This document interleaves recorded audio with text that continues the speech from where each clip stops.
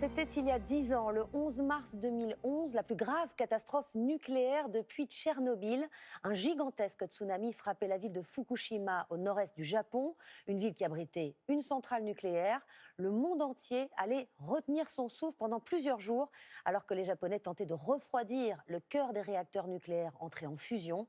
10 ans après, des opérations de décontamination sont toujours en cours et Fukushima est une vaste zone désertée. Maryse Burgot. 430 km de murailles de béton sur une partie du littoral japonais. Une balafre face à la mer a donné le vertige. Ce bouclier anti-tsunami mesure 15 mètres de hauteur. Désormais, dans la région de Fukushima, que l'on soit à pied, en voiture ou à vélo, la mer est souvent invisible. Une digue pour essayer de ne plus jamais revivre ceci. 11 mars 2011, une vague monstrueuse, gigantesque, frappe la façade pacifique japonaise. 18 500 personnes trouvent la mort. À la catastrophe naturelle s'ajoute l'un des accidents nucléaires les plus graves de l'histoire. Une partie de la centrale de Fukushima explose.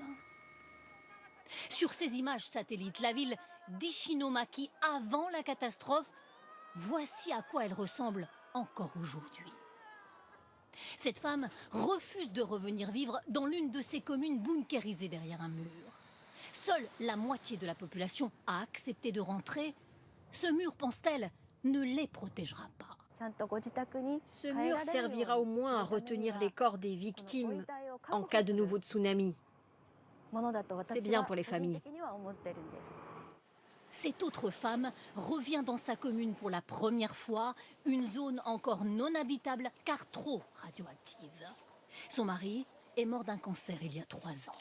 Mais selon un rapport de l'ONU publié aujourd'hui, les émissions radioactives n'auraient eu aucun effet néfaste sur la santé. Pendant ce temps, 4000 ouvriers s'affairent toujours dans la centrale, 800 tonnes de débris hautement radioactifs à déblayer. Cela prendra encore des dizaines d'années. La catastrophe de Fukushima avait suscité l'émotion et un grand débat sur le nucléaire à travers le monde.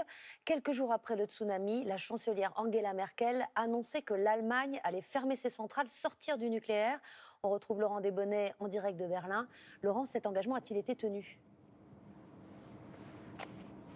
Eh bien, c'est en passe d'être tenu. Les dernières centrales nucléaires allemandes doivent fermer avant la fin de l'an prochain. Et on a régulièrement ici des images de démolition de tours de refroidissement. Le nucléaire, ce n'est plus que 11% de l'électricité produite en Allemagne contre 22% il y a 10 ans. Alors, ça a été compensé par le renouvelable, l'éolien notamment, mais ça ne suffit pas. Et donc, l'Allemagne continue d'exploiter de gigantesques mines et centrales à charbon, très polluants, le charbon. C'est toujours plus de 35% de l'électricité ici. Une stratégie très différente donc de la France, où seule la centrale de Fessenheim a été fermée et où plus de 70% de l'électricité vient toujours du nucléaire.